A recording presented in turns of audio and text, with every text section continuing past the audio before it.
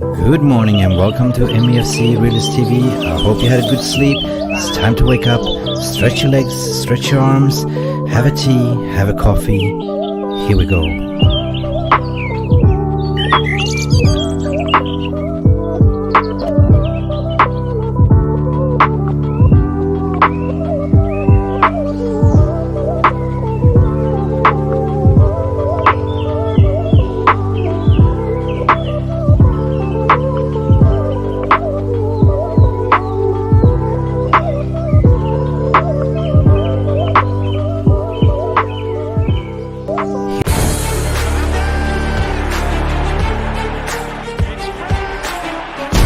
Has the Premier League ever been more challenging? Welkom. Dit is mijn home and I want to achieve success. Okay? Good morning, Reds. Welcome to MEFC Realist TV with another honourable appearance by SAL Warner from Stretford Post. How you doing, mate? How you doing, fella? All good, mate. Thank you very much. All good. It's match day. Are we getting giddy, mate? Oh, we're getting giddy. We're ready. We're ready for the fireworks. We're ready to visit hell, as they say. We're up for it. We are. Guess what? I'm ready today because today I placed my order counterfeit. I'm not sponsoring the Glazers because I live in Thailand. So there's something called Lazada, right? Like AliExpress. And guess what? Look at this beauty. The away kit.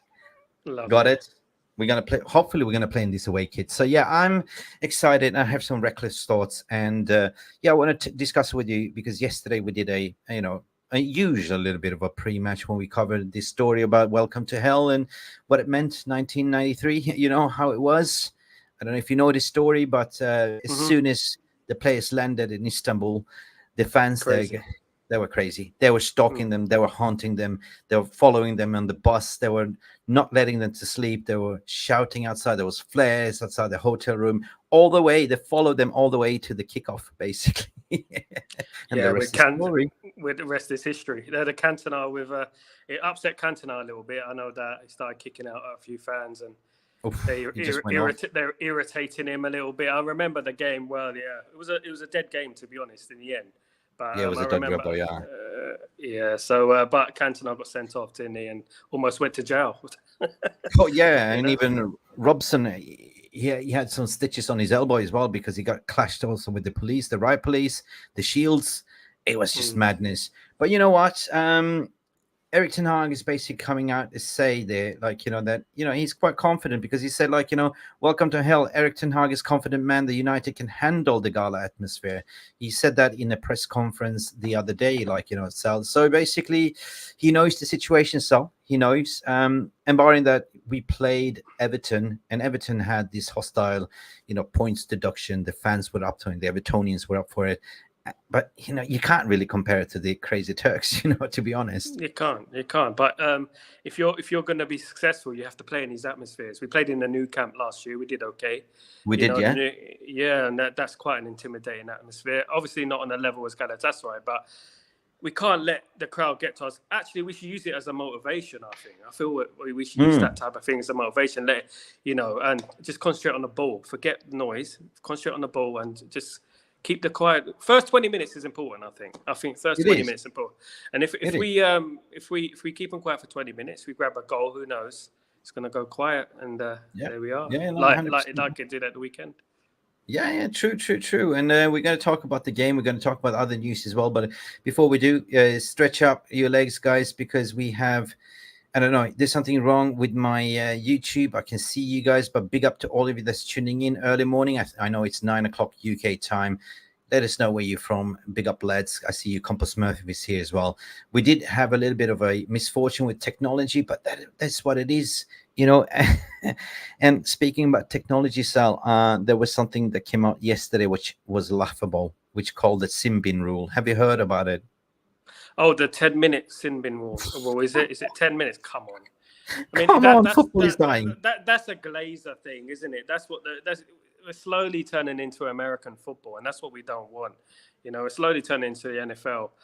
Sin bin, goodness me. sooner or later they'll be doing like 2020 cricket. They'll be like, 20-minute games, 20-minute games, 5 players. Yeah, I mean, what it is basically it's like hockey, right?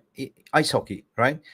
You get 3 minutes sin bin for slashing or for tripping or something like that. There's something in middle ground between a red card and a yellow card. But if you mix yellow and red together, what color do you get, Sal? Orange. I only got that because today I read. I wouldn't have got that otherwise. I wonder what PR genius was sitting there, like, figuring out, like, okay, an orange car. I mean, imagine these poor referees. They're going to walk around with this, fisherman's vest with different pockets. Eventually we got to have a blue card for swimming or for swear bin box as well. You swear at the referee, blue card, go put like 10 quid in the swear bin box. You stand in a corner in a cage over there. That blue card. Anyway, so yeah, the of course we covered the press conference yesterday. Ten Hag looked very, very confident, and according to this article that came from an Independent as well, let's bring that to the stage.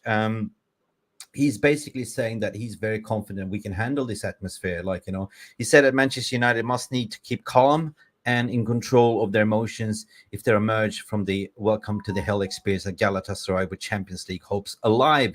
It's been 30 years since the I don't like when they say Red Devils, like just say United first trip to the Istanbul Giants, who progressed away from goals in the highly charged encounter, punctuated by hosting and intimidation. We know they're going to be intimidated. We know they're going to be there. So basically, we have to go there for a win, right? The Turkish are the champions.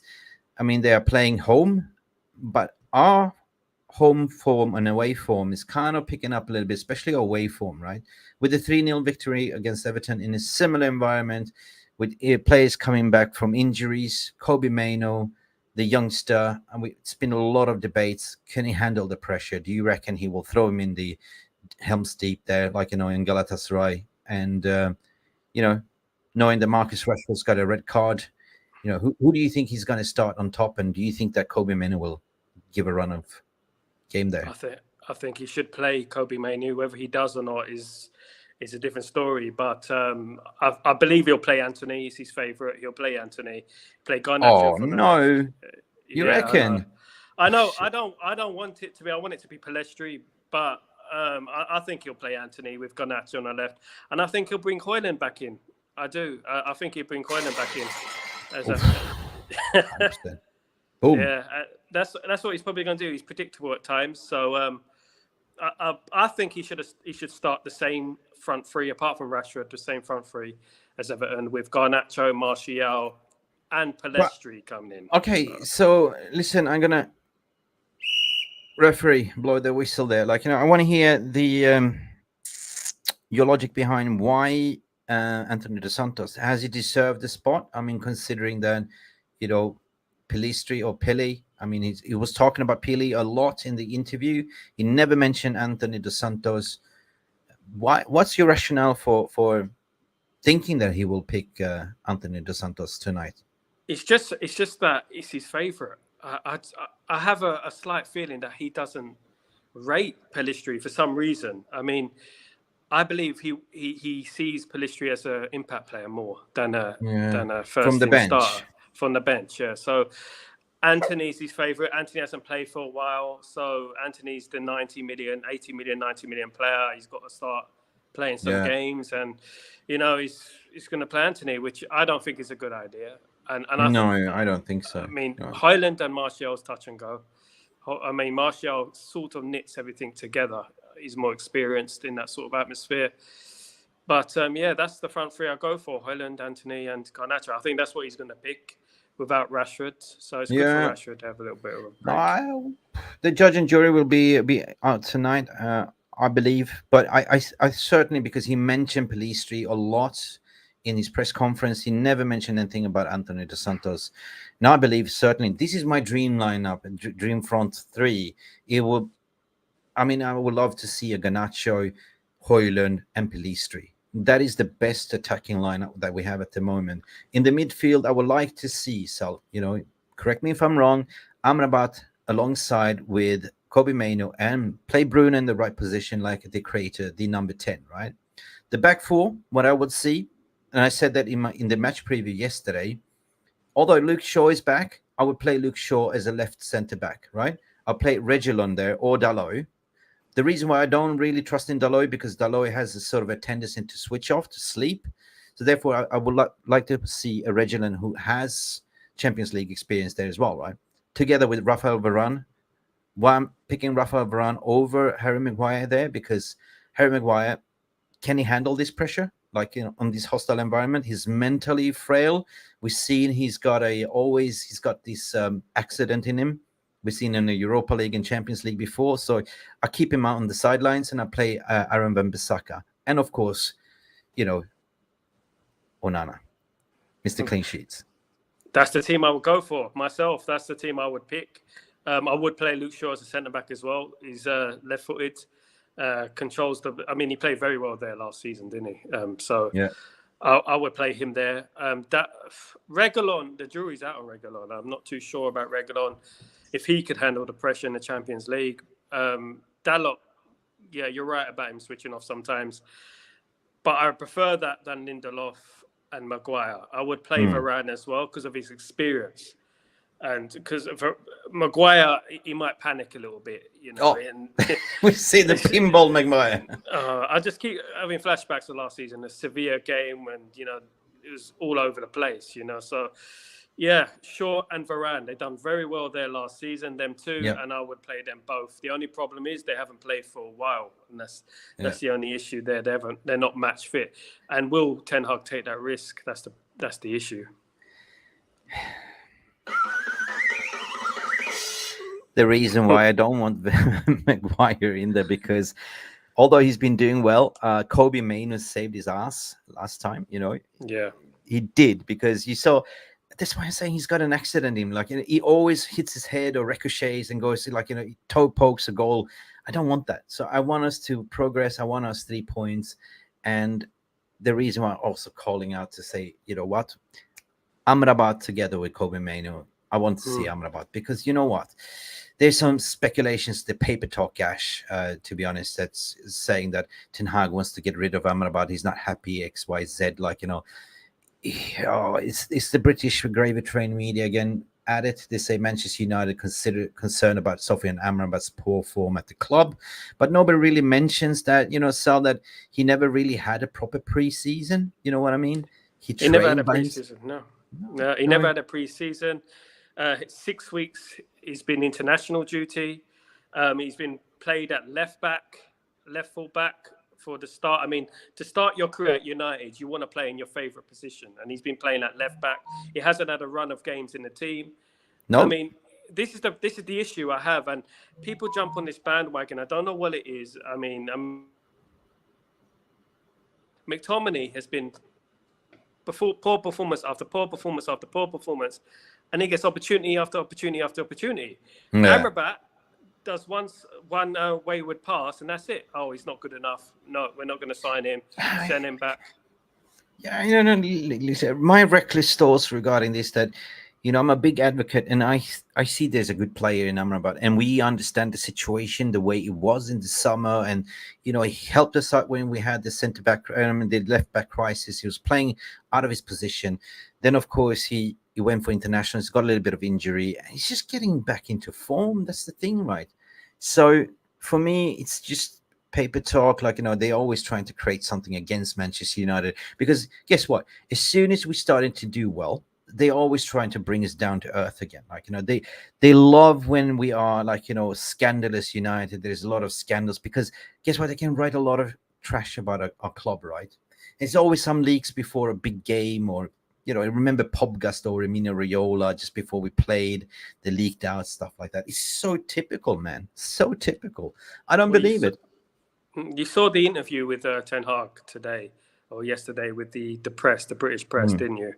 You saw it when he said, "Oh, we like the controversy." The press said to Ten Hag, he goes, "Oh, you like that, do you?" We're not interested in that. Yeah. So get out of here. Take your bike. We're not interested. So you like the controversy. You like it when we're down. You know, he let it slip. He let it slip. And the media, they're just showing their face right now, and it's getting worse. To be honest, I think we've ruined their childhoods. Maybe I don't know what it is. But man, seriously, just going back to Paper Talk as well. There was a picture released that, you know, everyone, oh, look, Rafael Varane is shaking hands, apologizing to Ten Hag. Like, you know, come on. Right. There was nothing there. There was nothing there in the first place. No. You know, well, it's basically, if you're smart enough, you can understand that if you understand footy and you understand form is not linear, and we understand that Varane is probably he is one of the best centre-backs that we have currently. But, you know, he's been injury-prone. He's been not really in form. And Ten Hag is kind of, you know, diluted in the past interviews to say, like, you know what? Unfortunately, like, you know, Johnny Evans and Maguire has been, you know, the better in form, and that's why I picked them. Rafael Varane, you just have to get on the bike and prove yourself to, you know, surpass them. And that's what it is. It's competition of places at the moment. We might not like it, you know, but that's what it is. That's it. And Ten Hag's the boss, you know, and he picks who he feels, you know, is performing at that time. You know, we don't know what's going on behind the scenes. We don't know what's going on. You know, we don't hear everything. We only hear rumors. So Varane being dropped, Varane was dropped because he I don't think he was match fit. I don't think he was fit at the beginning of the season. And Maguire came in and he took his opportunity. And, you know, I don't think he should stay in the side, Maguire, but he took his opportunity. He's played some games. I would bring Varane back now, because we need that experience. We need that cool head in the center of defense, you know. So hopefully he plays tonight, because we need him.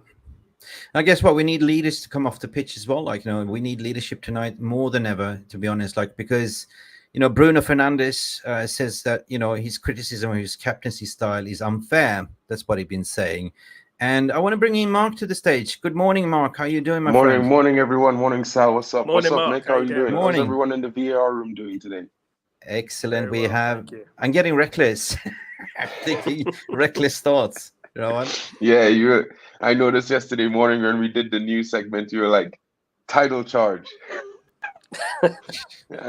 Yeah, I know. No. Some reckless thoughts, but I know you're not saying actually a title charge, but, you know, the team is performing well now. United did the same thumbnail. They said title charge, but that's down to the debate. And I said, like, you know, guys, what did I say? We take it game by game, you know, because at the end of the day, nobody expected us to be in the position where we are now, because they were blinded by the lights, like everything that went off the pitch and all the takeover stuff and Serena Ratcliffe and the 92 holding Sheikh Yassim, the allegations, the Greenwood. There's a lot of shit that Ten Hag's been dealing with, and the injuries. And all of a sudden, that's kind of fading away a little bit. So there's a light in the end of the tunnel. And the light in the end of the tunnel is the table at the moment. We are currently the informed team in Premier League. You know, of course, Sal, we haven't played great football, but it's what is football? It's a result business, isn't it? We haven't played great football for 10, 15 years, so there's no difference. We just need to get the results. That's it. Even under Alex Ferguson in the final season, if you remember, we weren't playing great football and we won the league. You know, we weren't playing good. We were winning 1-0 here, 2-1. You know, we haven't played great football in a while. I think, you know, we're becoming the new Chelsea, 1-0. You know, that's the problem at the moment. So. I mean, people are saying, Mick, why are you celebrating a 3-0 win? I mean, come on. Am I allowed to be positive? Am I allowed to celebrate that my team did well? I mean, although the football might not be great, but you can see the patterns. You can see that the form is coming. You can see that we are starting to sort of get back there. Like, you know, we are not up here, like, you know, we haven't reached our levels yet. I think we are kind of in a third gear, getting up to the fifth, sixth gear, you know. And the beauty of it, if you look at the bare bones, let's talk about the unfair referee yesterday, Newcastle. Come on. They were down to the bare bones and injuries and players. 1-0 up, referee. I mean, he's supposed to be the best referee in the world at the moment. He had a look at that VR room, brown paper envelope in his ear saying, oh, this is PSG. They pay good money. Yeah. That was never a pen. In my opinion. He hits his chest and then his elbow. Guys, were they robbed? Yeah, but they were due a pen anyway. In the first half, Lee Miley slapped a ball just like just like Romero did against United in the second game of the season. So they didn't give the penalty then. I think the penalty was coming because it was like about 3 or 4 different handball calls during the game, 2 in the first half and the 1 in the second half. And it is disappointing that they gave the 1 in the second half, because the 1 in the first half was a clear penalty. His hand was out to his side, it hit his hand in his palm. It was clear, and they didn't give it. I don't know So about giving that it at the one. last minute was really bad. You know what I mean, in the grand scheme of things. But you know, like they got away with a few chances in the game.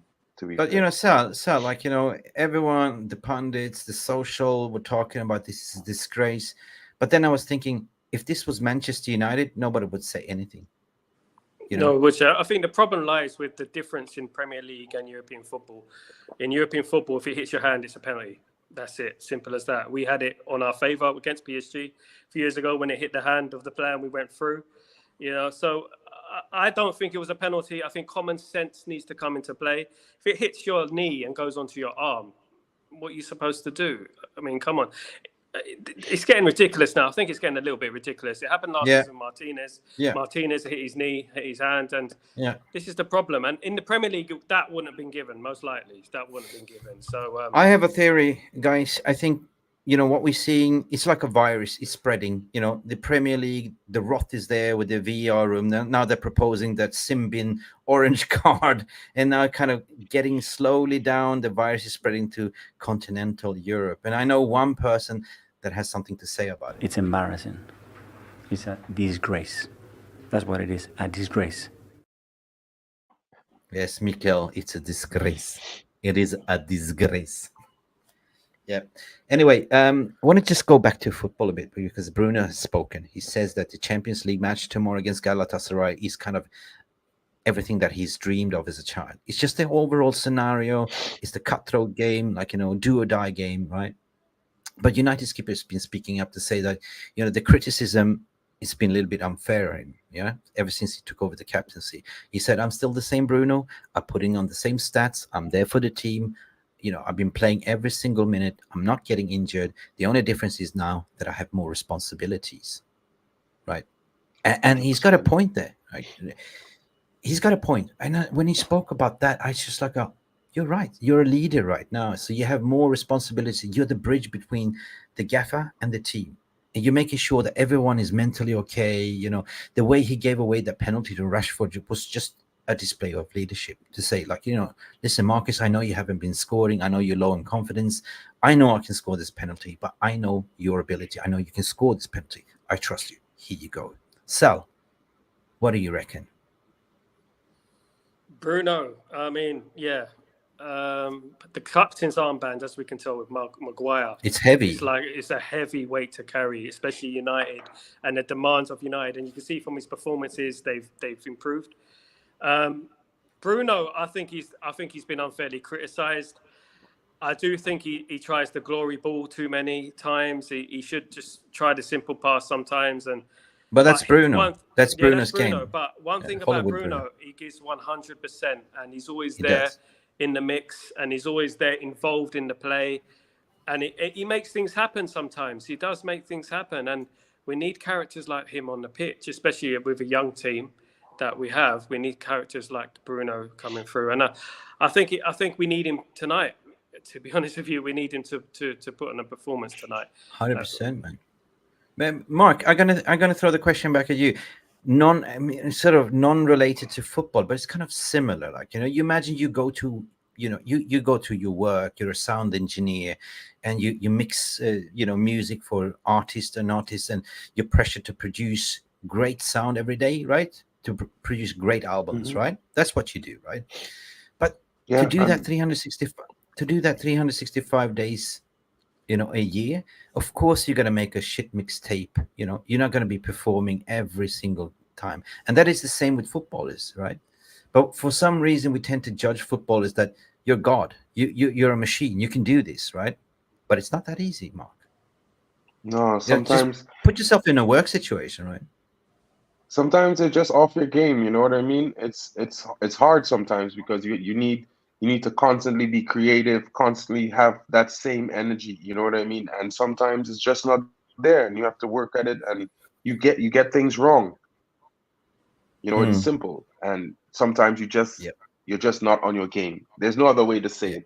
Like it's just an off day. You put this louder than you put something else, and the mix sounds off. Bottom heavy, mid heavy, top heavy, something like that. You know what I mean? So it's the same thing that applies with football. Sometimes you get the goals, you get the assists. Sometimes you don't. Sometimes you can't even touch the ball. Your control is not there. You know what I mean? The ball is bouncing off you every minute. So it's hard, to judge these players based on one game, 2 games, 3 games. A season has 38 games, you know what I mean? And that's just in the Premier League. So I'd say give them at least a 10, 15, maybe a 20 game judgment. You know what I mean? If they're bad for like 15 games, that's half the season, then you bend them, or you say, well, okay, they're not good this season. But 3 to 5 games, it's okay. 7 games is not good. 10 games is bad, but at the same time, I don't think Bruno has been bad for 10 games. I think he's been bad for 3 or 4 games.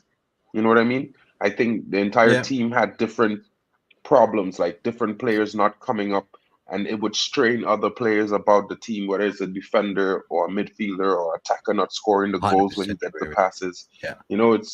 It's complicated sometimes. Yeah. I give you applause. Thank you so much. And I totally agree with you there, my friend, because Bruno off the pitch, sometimes we do expect a lot of things, but there's a lot of things that he does. Even if Bruno doesn't have a good game, he always is there. There's always something in his locker, right?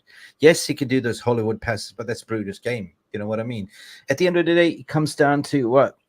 As a team, he's carrying the team at the moment. He's far more better than the captain that Maguire was, because Maguire was hiding. He never spoke to the press, or when he was kind of deflecting. And that's a little bit reckless thought from my side. But guys, we forgot to big up for everyone. Good morning to you that's tuning in. Gas Tyler is here. Big up, mate. Big up. He's coming out with a gas. He's saying Newcastle had only 3 of the main starting 11 out, 100%. And he goes also to say, he started off to say, keep up the good vibes, lads. 100% to you. Thank you. So big up for all of you Taylor. in the VR room. Yeah, Ivo Bosic is here as well, all the way from Adelaide, Australia. Mick, we should wait a minute. Mick, we should be where we are on paper. We played the entire bottom half of the table bar. Bournemouth, the rest of the games against the top half now. This is the test. This is the big one. I agree with you, Ivo. I agree with you. 100%. So, Mark, what do you have installed today in terms of I have your a few controversial bits of news, and then a few just recycled news, basically. So I'll start off with the most recycled news. bit. Well, it's mostly this, transfer talk is mostly recycled news. You know what I mean? Because you're gonna hear some of the same players repeated over and over. Then the prices might change. They might rise. They might fall. You know what I mean? They might move to a different club at the end, but it's just how it is with the transfer market. And I'll start off by saying, it's kind of weird, this bit of news, but Lionel Messi has unfollowed Garnacho after the post he made, with his comparative overhead kick. It's for real. It's for real. It's a big talk around. No way. Everyone's Did he do talking that? about it. Yeah. Did Leo Messi cancel him? Oh my God. It's a disgrace. That's what it is. Seriously. It's definitely a disgrace, Yeah. So I just wanted to bring it to the attention of the Man United fans. I'm a Ronaldo fan myself, so I could appreciate that Messi is the best midfielder in the world, but at the same time, I think Ronaldo is my GOAT. And if that's your opinion, it's your opinion. Whether or not I didn't think it should be a problem. But at the end, in hindsight, but guess what? Guess what? Ronaldo actually sent him a message after that overhead kick. He sent him a personal message as well. Like, keep on going, keep on fighting. You know what I mean? That he gave him praise. Yeah. So Ronaldo did it. And Messi, what did Messi do? Unfollow him. Christ. Oh my God. The Ballon d'Or, the whole brown paper bag, the Ballon d'Or, you might just call it Messi d'Or or Messi Ball. You know what I mean? It doesn't even have to rock up. He just gets it anyway. What a disgrace. I mean, it's a popularity vote in my opinion. So it is what it is with the Ballon d'Or. Everyone knows who the best player was last season in the calendar year. So, in my opinion, I might not rate him as the best footballer in the world, but he had the best season last season, and I think it's Erling Haaland. So that's just my opinion. Wicked. Sal, I have a Next up, question for you. I have a question for you. In terms of popularity vote, you're a handsome man. Were you the most voted for, like, you know, to go for a date in high school, or like Messi? Who, me? No chance. I went to a boys' school, number one. Second, and then, sausage party. I was way too shy, man. I was way too shy. I didn't talk much. You know, I was just articulate. I used to draw, and that's it. That's all I used to do, and that's you're a late bloomer. You know, look at you. I now. was a late bloomer, but talking about goats, Ronaldo is the goat, and goat is it's not just about football and ability; it's about the human side as well. Yes, Ronaldo's a better human being. He's just an all-round better person. Messi's the media favorite. He's the old media favorite. So you know they favor him a lot more. He's a little bit grumpy goat, right? You know, he's a bit. I think he's arrogant. I think he's arrogant. Yeah. I think I'm not going to say it because I don't want to get. But I thought the World Cup was a bit on the. We understand. But yeah. But I just believe that he gets the media treatment. Ronaldo gets an unfair treatment for certain reasons politically. All right. All right. So moving on, to Marcus Rashford here. Yeah, some concerns about Marcus Rashford's future at Manchester United, but the board says they're very confident in Rashford returning to his best. You know, as a fan of Manchester United, we all know that Marcus Rashford is the face of our current project. He's our star player, and he's not playing that well. For the last couple of games, he's only scored 2 goals, one being a penalty given to him by Bruno, and he needs to step up. He's the second most senior player in the squad, and he needs to step up and show the fans that he's here. He deserves that number 10 on his back. He deserves to be the brand player of this club, and he and I think that, you know, the board is right to back him because, you know, last season he had 40 GA. He should definitely be getting somewhere near 20 GA this season. If not, you know, then we have some questions. But until then, I say we back the player. Yeah, something's got to give. Like, you know, he had 30. I mean, Marcus Rashford, according to me, when you look at his career, he's every second season player. Like, you know, he always seemed to have that inconsistency. Last year, he bagged 30 goals. The confidence was there. He was doing this. This time around, there's something off the pitch that's not really on. I mean, it's affecting him. His cousin died. His brother got arrested. There's a lot of things that we don't know off the scene that, of course, it affects your ability. Like, you know, when you go to work, like, you know, it drags you down. And he was best mates with Jadon Sancho as well, and the treatment with Jadon, and, you know, but just clear the air. I believe that there is a player in Rashford. I believe that he will become good after New Year. I just have a feeling, guys. This is my reckless thoughts. What about you, Sal? Yeah, I think that you don't lose ability just like that. He's got the ability. We all know he's got the ability. But as with Ten Hag and as with certain sections of the fan base, they don't take certain aspects into context of what's going on behind the scenes. You know, they just say, "Oh, he's not performing well. He's a bad player," and that's it. It's like the same with Ten Hag. They don't look at what he's had to go through. You know, the whole package with Sancho, with Anthony, and with the takeover situation. So with Rashford, yes, he needs to start producing now. Yeah, I mean, I saw something at the weekend when he scored the goal. They were pushing him towards the crowd to do his celebration because it looked like he had no confidence at all to do anything. He just, like, they were pushing him to say, "Go on, celebrate with the crowd." You know, it was. I felt for him a little bit. To be honest with you, I felt for him a little bit, and I feel like we need to give him a chance. But that it needs to start producing now because we're in that stage. Geez, bro. Good morning to you also, Emmanuel. Sorry, we missed to read you, but you know the gentleman down below is actually Sal Warner from the Stretford Post. We have Mark, we have me. So good morning to you.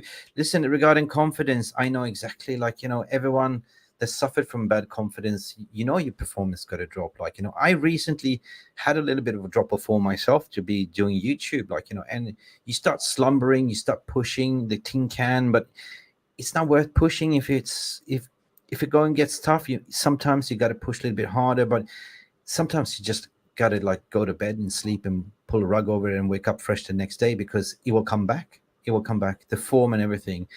So for me, every day I have to press record and talk, and I'm going to slip up sooner or later. But now the joy is back. Now I'm settling down. But you're going through the rough patches, 100%. But confidence, it's mental agility. it's contagious. Confidence is contagious, and so is Yeah. negativity is contagious as well. If you've got bad confidence, and it's not only him, it's happened with other United players in the past. Diego Forlan, as I said before, he went how many games without scoring a goal? Andy Cole went a long time without scoring a goal. He missed chance after chance, but it's just that. That's why Bruno gave him the ball, because that goal could trigger something. You know, it can trigger more goals in the future. Hopefully, because he's a good player. Listen, Carlos coming in here saying good morning to you guys as well. Good morning to you, Mark. Good morning to Sal. I think Rashford needs a break to come on as a sub or something. Just his opinion. Yeah, it feels like we've been a little bit force-feeding Rashford. Like, you know, even if his favorite position has been occupied by a better player that is in form, we're talking about Garnacho, they're force-feeding him to put on the right. But guys, I don't know what we're talking about Rashford, because he's not going to be playing today. I know that he's part of the traveling squad just to support, being the mascot. Fair play. I think, like, you know, it's unity at the end of the day. But we got to move on, because I'm a little bit conscious about time as well. Mark, what do we have next on the agenda?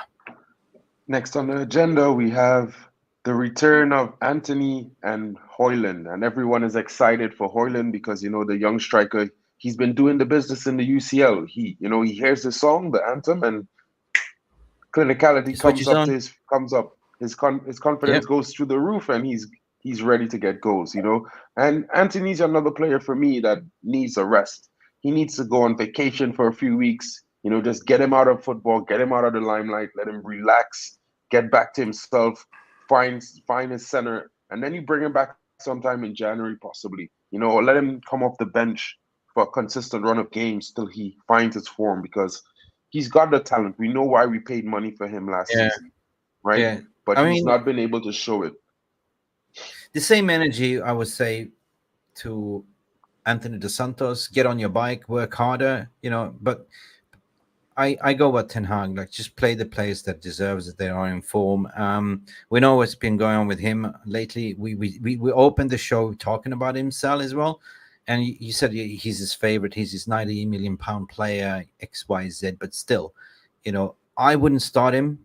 I would start Pellistri, because Pellistri deserves a start. You know, when we saw Pellistri coming in, like, you know, some people say Pellistri is more of a impact player. Yes, sure. But now he's been doing more damage than Anthony's been doing for whenever he comes in. That's my argument, you know. He is our future, and he might not have cost much. So maybe Ten Hag feels a little bit egg-faced and shamed, like, no, he had to pay fork out 90 million, and now he's got Pellistri coming out threatening his star boys. So no, I wouldn't start him, guys. I wouldn't start him. I would start Pellistri. Just my reckless thoughts. 100%. It doesn't matter at the end of the day, in my opinion. I think the most important thing is that Pellistri is the one in form. He starts. They both are a future, because one is 21, the other one is 23. So in my opinion, you know, they both are going to take the right flank to the future. So we need to back them a little bit. You know, sometimes a player comes to a club and we all expect them to hit the ground running, but you can't really put a time sometimes, depending on the size of the club and the pressure at the club on them getting off and getting into that red hot form. You know what I mean? Sometimes you just have to wait. It's a long process. You know, there are a lot of players that came to Manchester United, didn't score in their first season. Their second season wasn't that great. And at the end, they just started banging off goals and getting in the business done. So it's one of those things. And like Rasmus Hojlund, I think he's great. I think he does everything right. His pressing, his defense from the front, his hold-up play, everything has improved dramatically from his first game. And, you know, he hasn't scored a goal in the Premier League, but I don't think that takes away from him as a striker, because I think it will come. He scored 5 goals in the Champions League, so I think it's just a matter of time for him. You know what I mean? He's Mr. Champions League, 100%. He's Mr. Champions League. So anyway, time to blow the whistle as well, because I believe that we are coming to the end of the show, unless you have something else to talk about. I want to go into your guys' score prediction. We did it yesterday, but we didn't hear from Sal as well. Do you have anything else that's on the more than other recycle news that we've covered before, or is it more just... Well, the only bit that's kind of contradictory is that they're coming out to say right now that Manchester United has targeted some priority positions in January, right? And Ten Hag, those targeted positions are the right center mid defense, central midfield, and attack. So that's the only other bit of news, regardless of whatever they end up the play. Apparently, Michael Olise from Crystal Palace is the top priority in the midfield, though. So, and if you look at the striker position, it is for £15 million. Marcus Leonardo. Yeah, well, I always talk about Marcus, because I think he's very talented. I think he offers something different. I think he's going to be that different role that, it's like an Anthony Martial type. He's short. He's very strong on the ball. He's got that electric, explosive step. He's got the moves, and, he can score goals. So I think we have that tall striker who's a target man, and we could get that other striker who just offers something different to complement the team. Yeah. Kind of like the range between Julian Alvarez and Haaland at City, but they're different players. So, we're not comparing them. We're just saying 100%. it's a like situation. We got a little bit of a orange card here if we're talking about the Symbian rule from Evo. He's saying, take up the bubble wrap off Mark. We are not the United of the old lol. No, we are not. Forget about that, guys. Forget about that. We are not Sir Alex Ferguson. We starting a new era, 100%. Sal, speaking about moving forward, where's the money going to come from in the January transfer window? Unless we kind of offload things, people are getting giddy, saying, "Well, if Ratcliffe comes in, he's going to do the X, Y, Z." I think it's a lot of paper talk. We are literally almost 1 month away now, from the January window to open. Of course, transfer window has been already starting in plans and in motion to plan, but we saw in January, in the summer, we didn't have money. We had to go and loan for Amrabat. So where are we going to get money unless we sell players? And who are we going to sell? Scott McTominay? We're going to listen for Scott McTominay, for Donny van de Beek, Harry Maguire potentially. Yep. I would love Scott McTominay to go for 30 million. I mean, rejecting 30 million for Scott McTominay in the summer was scandalous, to be honest with you. I don't think we're going to get that much money again. Maguire, I don't think we're going to sell anyone. This is the thing. This is the problem with United, is offloading players. I don't think we're going to sell anyone.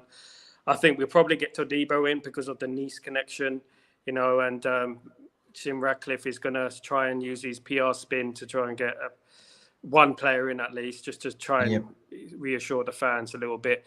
I don't think we'll sell any players. I think Sancho will go on loan, and we'll pay 250 grand in wages. As stupid as it sounds, it's just the way we work. We don't have we're not ruthless enough. Yeah. So, guys, unfortunately, I must say that Oh shit. Here we go again. that Timo Werner won't go away because he's a free loanee. Apparently, it's a loan to the end of the season as a secondary striker. Would you take him as a loanee, or are you just done doing a Weghorst deal?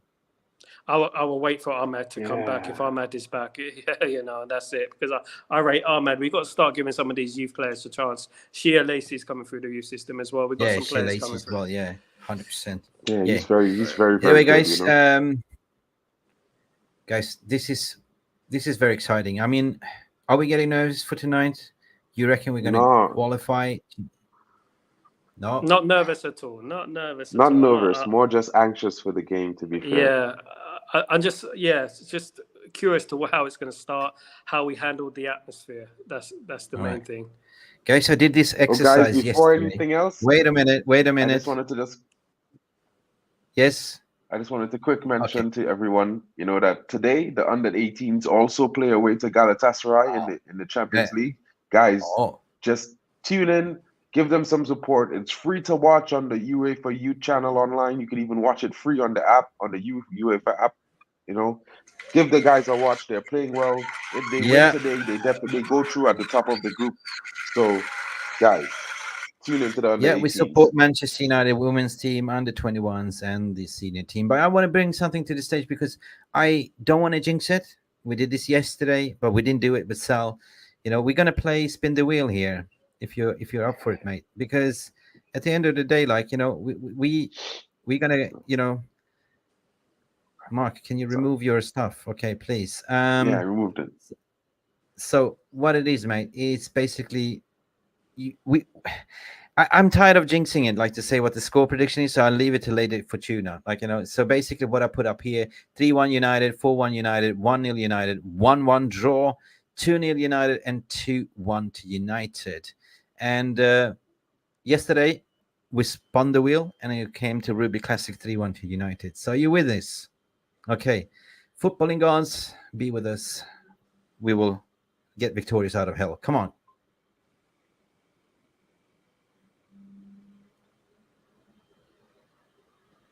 What happened? Oh, somebody jinxed it. Glazes was in there. What's it going to be? Come on. That's it. hypnotized. 3-1 again. Yeah. Yeah, Ruby Classics. I feel like it's rigged. No, man. It's Seriously. rigged. No. Listen, guys. He's been speaking to Man City fans, hasn't he? He's rigged. Dude, this happened yesterday. We got 3-1 United. So this morning we spun it again, 3-1 United. Thank you, footballing gods. You know, I leave it to faith, guys. This is my reckless thoughts. I'm getting excited because, you know, normally, what's the chance? You know, you spin the wheel and you get 3-1 and again 3-1. It's like the Udo, the octopus that picks the winner in the World Cup. That, you know, they remember that one. Yeah, he got it right. Every single one. Got it right. Yeah. But then he died. Anyway, guys, beautiful people. Thank you. Jarvis Cocker is just coming in late. He just woke up. He's having his banana coffee latte. Well, will we buy a new place in January? First of all, we are in the middle of a restructuring ownership. Secondly, we are broke 100%. We covered that. Thirdly, our wage budget is already stretched to that capacity. Gas Taylor is coming in with his gas. Taylor 2-0 to Manchester United, where he's saying big up to you guys. And don't forget, later on, we're doing the watch along on Puppy's channel, Botswana Puppy, and we're doing the post-match reaction show. It's going to be brutal. It's going to be late. What time will it be at your place in Abu Dhabi, mate? It's an early kickoff today, isn't it? So it's 9:45 because it's a 5:45 kickoff. So it's 9:45 here. Yeah. 9:45. Yeah. For me, it's 45. It's quarter to midnight for me. So yeah, looking forward to do the post-match around 2 a.m. normal times and go to sleep. Anyway, big up for coming in. Thank you again, Sal. Thank you for coming on again. We're looking forward to have you more regularly as well. Mark, you came late, but you know what to say. All the fine horses always arrive late. Thank you for that compliment. You know, I'm just taking direction from you guys. You know, it's been a good show. I'm glad that you guys had me on today. It was a pleasure being here. Yeah. Thanks to all the VR rumors for coming in, chatting, and giving us their opinions. Reds, don't forget to like and subscribe to this video. Hit the notification button so you never miss a stream. YouTube has kind of changed the algorithms. We do appreciate your, you know, this still looks like this, kind of like a little bit of thumbs up. It goes the right direction, not in the middle, without being explicit where you can put it. But the likes means that you promote this channel, you promote this video to go up in the algorithms. Until then, stay beautiful, people. See you later. Have a great match experience. And it's time for Bella to say, take it away, Bella, right? Glory, glory, Manchester United. Come on, United, we can do this, right? I hope you enjoyed this video. Please give it a thumbs up by smashing that like button. Subscribe if you have not done so yet. If you want to take it to the next level, you can always show your appreciation to sponsor our channel by clicking below the video title where you will see the heart icon with the text saying, thanks. Or you could buy me a cheeky little coffee by scanning this barcode or visit this link to buy me a virtual coffee. Thank you for watching. I hope you enjoyed this content. Remember, glory, glory, Man United, Glazers out. It is green and gold until we are announced and sold. That was all from me. I wish you a good day and a great match experience, and I shall see you in the next video. Goodbye. Thank you so much for stopping by and watching MUFC Realist TV. Don't forget to like and subscribe and follow us on the socials.